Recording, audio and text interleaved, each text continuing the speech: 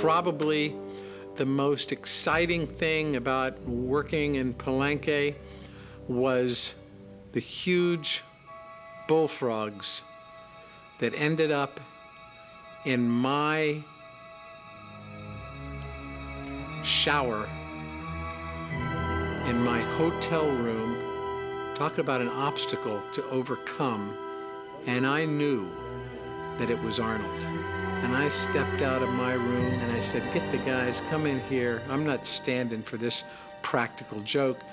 And they got a pillowcase and got all these bullfrogs, huge bullfrogs, out of my shower and put them into that pillowcase.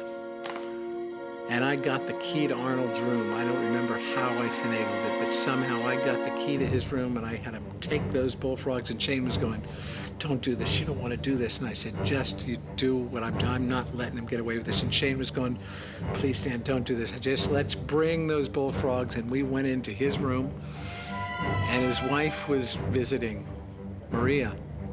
I had to put those bullfrogs into the base of his bed, under those covers.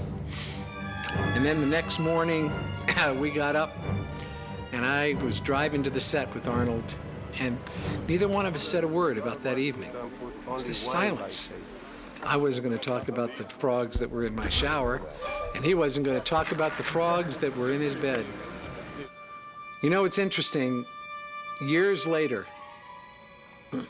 I was on a talk show and talking about The Predator, and then Arnold was going to be on the next night.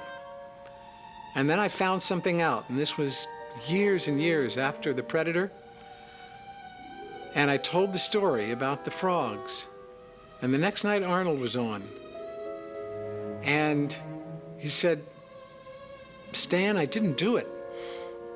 And I found out 10 years later that Shane Mahan and my guys, these are the finest monster makers in the world. The guys who worked for me had put the frogs into my shower.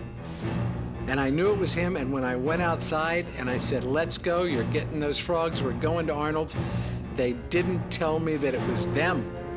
My own guys had done it, and 10 years later I found out that Arnold was innocent, and the real culprits were the guys from Stan Winston's studio. So that's the toughest thing about working in the jungles of Palenque.